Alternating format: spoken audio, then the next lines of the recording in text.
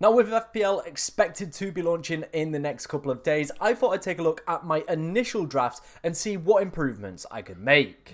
Now, before we dive into today's video, of course, if you do enjoy any of the content that you see on the channel, please be sure to like, comment, and subscribe, as we are trying to hit 15,000 subscribers before the start of the new FPL season, and it would be absolutely immense if we could hit that goal. Now, before we dive into the draft itself, let's take a look at the kind of predicted data for projected goals and, of course, those projected clean sheets. This, of course, is coming from 11ify. If you want to go and check out their amazing website, as always, there is a link in the description. And as you can see, we didn't have this data last time, so it's really interesting to see which teams we should be targeting, obviously from an attacking perspective and, of course, a defensive perspective. And I like to use this as well when, of course, visualizing where I would like to captain players as well. I think it's a really useful tool. Of course, the Fantasy Football Hub fixture tracker as well is another great tool to, of course, be doing this to see the best fixtures to target, especially in terms of captaincy. So looking at the top teams then, heading into these opening 6 match days, of course, Manchester City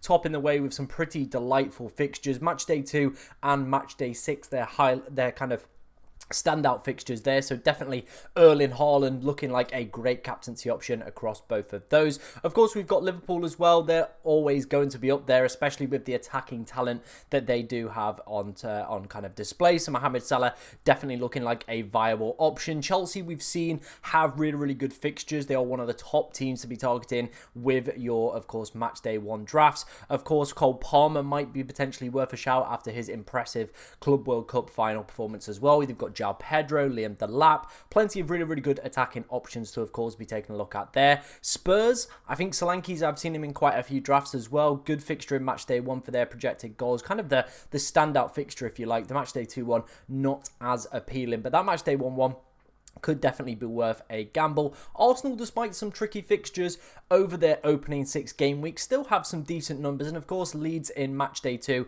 is being highlighted as one of the top fixtures to target with those projected goals. In terms of teams I wouldn't be looking to invest in from an attacking standpoint, of course, you've got all your bottom kind of clubs, the newly promoted ones, so Burnley, Sunderland, Leeds. Definitely not worth any investment from the start for me, unless, of course, it is a 4.5 million player.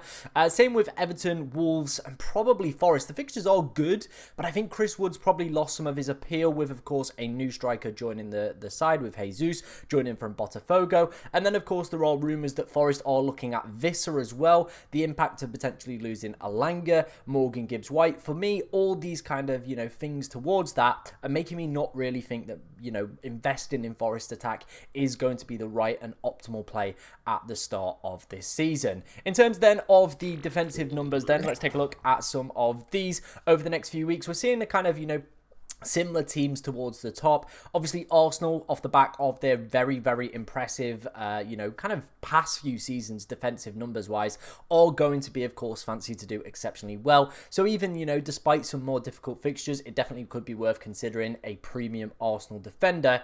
However, I do think there is value found in other defences, especially at the start of this season. Liverpool are fancied, so, maybe some of the, Kirkes, Frimpong, depending on their minutes in pre-season, definitely going to be worth a look in. City, of course, Gvardiol, he's probably going to come in, I think, at the most expensive price for an FPL defender. Whether or not he's going to be worth it this season, with, of course, Aït-Nouri being at the club, I'm yet to kind of make my mind up on that one. Chelsea, there's so many good kind of, cheaper options, and especially with their strong fixtures, and as you can see here, some decent projected clean sheet numbers. I think the likes of Cucurella, Colwell, and if Sanchez is the first choice goalkeeper and comes in at 4.5 million, could definitely be worth taking a look at as well. Forest, again, they're up here, 5th on this list with some great fixtures. I definitely think their defence are going to be worth targeting. Same with Everton, Aston Villa, probably some Newcastle players, Crystal Palace as well. And then I think once we probably get beyond that point, I don't think I probably would look to invest in any of these teams from a clean sheet perspective, in my personal opinion, unless, like I said, if it is going to be for a 4 million player when, of course, the prices do release. Like I said, this is the 11ify data. Of course, if you want to go and check it out, head over to their website. There is a link in the description. Okay, wasting no time, let's start off then with my new and improved draft ahead of the new FPL launch. Let's take a look then first at our defensive players, and as you can see, we've gone for the cheap and cheerful approach. Now, I'll explain why I've gone for that, but if you cast your minds back to that 11ify data we did just see, of course, you are going to recognise some of the clubs on here. We obviously spoke about Chelsea, Everton, Palace were all up there, Nottingham Forest, as you can see, with Nico Williams on the bench as well. So we've tried to target those defences that do, of course, have good probabilities of clean sheets. And what we've done as well is to kind of focus on defenders that I think are, of course, going to play decent minutes across. Like, all of these players pretty much were playing solid 90 minutes towards the back end of the season for, of course, their clubs. And Dean Henderson, I've said this for years, I hate premium goalkeepers. It just doesn't work in my opinion. I did a study on this last year, taking a look at where goalkeepers pick up most of their points, and it's actually against the top sides anyway. You know, of course, you've seen it probably within your own side. You're rotating goalkeepers. You've got one that's got a decent fixture, say against the bottom club, one that's got a top 6 club. The one with the top 6 club, of course, comes away with a mega haul, and the one that you had against, say, like Leeds this season, comes away with a 2-pointer because they conceded a sloppy 90th minute goal. It happens all the time. Like I said, goalkeepers pick up those points for making saves, and of course, if they're going to keep a clean sheet and making plenty of saves, probably means they're going to get bonus. So I think that is where, you know, picking those 4.5 million goalkeepers, playing them regardless of the fixture, as long as they play for like an all-right defense, and Palace definitely fit into that category in terms of their XG conceded numbers, I think you're going to be pretty steady, to be honest. So that's kind of my opinion on goalkeepers. I know other people have different ones, but I think it's just a set and forget.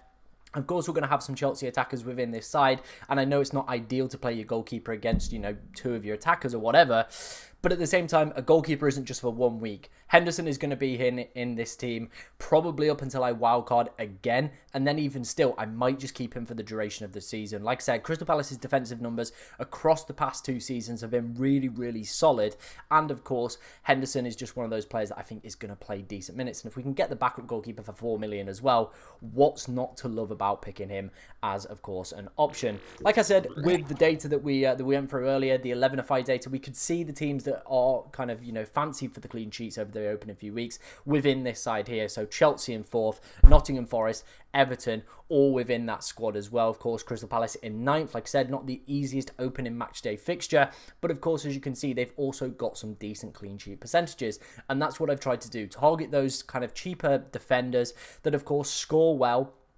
very well if you look at the Nottingham Forest ones last season, and have high projected chances of clean sheets as well. And I kind of alluded to it. Why am I picking these cheap defenders ahead of obviously kind of, you know, some of the more premium ones? And it is going to be, as you can see from this sheet, the cheap guys are scoring really, really well, and there's not too much of a disparity between the top scoring defenders and those that are priced around 4.5 million. As you can see on this list, of course, we've lost Trent Alexander-Arnold. He's gone to Real Madrid. He's out of the game. That's him done, right? We don't know whether or not Frimpong's going to be at the same level, or Kirkes at Liverpool is going to be at the same level as what he was in terms of his point scoring ability. So there's still kind of, you know, question marks over them. Gvardiol, I don't think will be playing at left back now that they've signed Aït-Nouri. I think he's probably going to fit in at centre back, which means less attacking returns, which of course in turn then means he's going to score less points. As you can see though, a lot of like kind of the players that were pocketed in here, Milenkovic, Murillo, Aina, Collins, you know, Aït-Nouri, Mitchell, Milenkovic, Mikalenko, Wan-Bissaka, all these players scored really, really well and were priced about 4.5 to 5 million at the launch of the game. That is why I think it is going to be, especially if they don't tweak the bonus points rules, worth just targeting those cheaper defenders. That is going to be the play for me. Target those 4.5 million defenders, because there's not too much of a disparity between the top scoring players last season and the 4.5 millions. Save a little bit of money and, of course, invest it in better attackers who, of course, will score the goals and get us more points overall. That's the way I think I'm going to play the game this season, as long as, of course, there aren't bonus changes. Of course, if you want to go and look at data like this yourself and do your own sort of research, head over to Fantasy Football Hub. As always, there is a link in the description. Of course, when the game does drop, you can get your team rated for free by AI, and it is a really, really useful tool and helped me achieve a top 10k finish. So like I said, there is a link to the description as well for that website. Okay, heading into the midfield then, let's start off first with Damsgaard. Now, there's going to be a lot of movement within the Brentford side. I think if Sharda comes in around that 5.5 million price point, or even 6 if, of course, other players are nicely priced, I definitely think he's going to be a very, very popular option. But the reason that I've selected Damsgaard is he actually did really, really well, and his underlying numbers from last season were exceptional. Of course, he managed to get himself 12 goal involvements last year, a lot of those coming from assists from free kicks and, of course, corners as well. And if you look at who Brentford have just appointed as their new manager, it is a set-piece coach. They've put their set-piece coach in charge. So why would you not take the guy who is going to be taking most of their set-pieces, and of course the void now that penalties are now back on the table with potentially Mbeumo going? Why would you not pick Damsgaard as an option for a team that, you know, have some good opening fixtures? Of course, I think people are already writing them off with Visser and Mbeumo leaving the club. But why would you not fit a player that is sort of potentially going to be that next talisman? Like I said, on a lot of the free kicks, on a lot of the corners already, if he can grab himself penalties, could be a fantastic option coming in the game at 5.5 million. Mohamed Salah is going to be in here, and he, of course, is going to be our captain. We saw with the 11-5 numbers that they have the best projected goals, of course, when the points predictions do release on the Fantasy Football Hub website. I'm expecting Mohamed Salah to be top of that list as well. And I think, you know, with that Bournemouth defence being very heavily dismantled over the course of this summer, I think there could potentially be quite a few goals. Of course, we are waiting to have the price revealed for Mohamed Salah at the time of me recording this. If he does come in at 40 million, great. 50 million, I think maybe some conversations have got to be had. It's very similar to what we had the situation with Erling Haaland last year. Next up is going to be Cole Palmer and João Pedro. I'll talk a little bit more about these two in depth, but we again saw with that 11-5 data the high projected number goals coming up for, of course, Chelsea over those opening few weeks. And pretty much the whole midfield and the whole side that we picked so far are very, very secure within the minute. João Pedro is probably the one that I think could see some early substitutions, maybe around, 50, 60, or maybe potentially some benchings. But I think his Club World Cup performances, for me, show that he probably is going to be that first choice. I think Jackson's probably third of the list now. Of course, they've got Delap, but I think like Delap maybe comes off the bench, or maybe João Pedro slots in at the 10 and maybe they push Palmer out wide. So yeah, I think with João Pedro's flexibility to play multiple positions, and if he does come in at a midfielder as well position, I think he could be a really, really standout option as well. Of course, Cole Palmer, we all know about him, talisman, yep, fits the profile there with good fixtures. Morgan Rogers, it is a very generous price point that FPL.team have given him so far at 6.5 million. But again, the Villa fixtures we saw with those projected goal numbers from 11-5 are looking pretty decent across the opening few, and I would say their opening 6 fixtures are very, very generous for a decent attacking side that we've seen from the past few years with, of course, Aston Villa. Taking a look then at, two individuals in Palmer and, of course, in João Pedro. What did they do last season? Well, as you can see there, 25 goal involvements for Cole Palmer, 16 for João Pedro as well. Both of them very much talismanic profiles to their sides last season. He was the main asset that you wanted to own from Brighton, and of course, Cole Palmer, the main asset you wanted to own from Chelsea. And like I said, looking at those opening few fixtures, they are pretty decent, aren't they? Palace, West Ham, and Fulham, all very much investable fixtures for, of course, your Chelsea assets as well. And like I said, Cole Palmer did actually, underachieve a lot on his numbers for quite kind of large parts of the season because the other attacking players weren't kind of finishing off the chances. And I think one of the things I saw with the Club World Cup is the opportunities that, Palmer was presenting for his other teammates that last season would have been squandered. João Pedro was very, very clinical and managed to put them away. And I think if he gets a decent run of minutes within the side, because that was one of his always problems when he was at Brighton, his minutes were in and out. I think if he gets a decent run and is priced decently and as potentially down as a midfielder, I think he could be an absolutely fantastic pick to go for.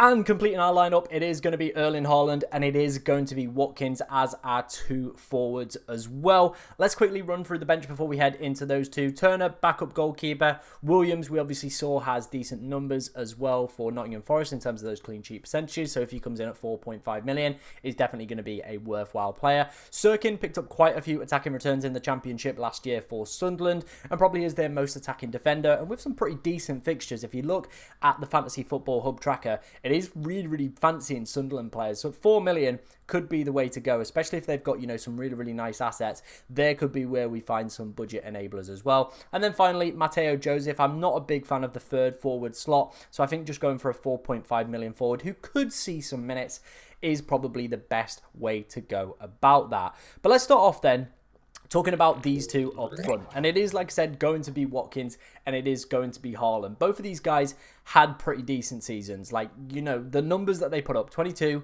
and 16. 8 assists as well for Watkins. Like, they are good numbers, but comparison to the season that they had before that, both a little bit disappointing, but still pretty good numbers. You can't lie about that. Both of these players as well, I think, have absolutely exceptional fixtures over the opening few weeks of the season as well. So I think, they've definitely got that captaincy material within them as well over these opening few weeks. And I think Haaland probably needed more creative players around him last season. And I definitely think with what City have done so far in the transfer market is provide him some of those more creative players. And I definitely think we saw that already with the Club World Cup, and he could be a potential decent captaincy option as well against the Wolves side that ended the season fairly strong, but still have sold off quite a few of their big name players this summer already. And they're probably down there as well for those 11-5 clean sheet numbers as well. So it could be one that you potentially look at. Of course, Brighton away as well, also probably worth a little bit of a potential punt. And he does fit that talisman profile, taking the penalties. If City usually score, he's probably got some goal involvement in it. Same goes with Watkins as well. As you can see, 16 goals, 8 assists last season. Like I said, if of course Aston Villa are going to score, you imagine Watkins is going to have some part to play in it. Despite the Newcastle fixture in match day 1, I still think it's a decent run of games. I think if it was Newcastle away, probably wouldn't be worth investing in. But Newcastle at home, I definitely think there is some room to potentially invest in. And one of the things I wanted to talk to you guys about was those projected numbers, if I can find them very quickly.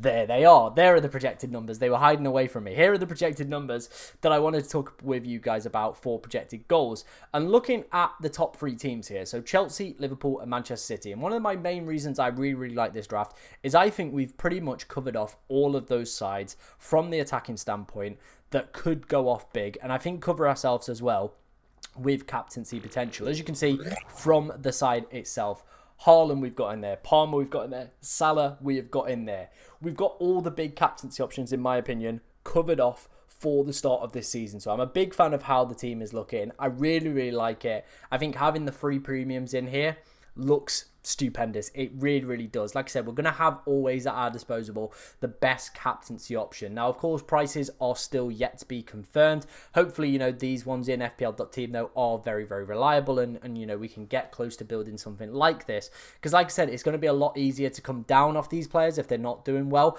rather than trying to, scrounge the money and get yourselves up to them. Of course, if you did enjoy today's video, make sure you liking, commenting, and letting me know in the comment section who I potentially missed out on this draft. And like I said, making sure you're hitting that subscribe button as we are trying to hit 15k by the start of the season.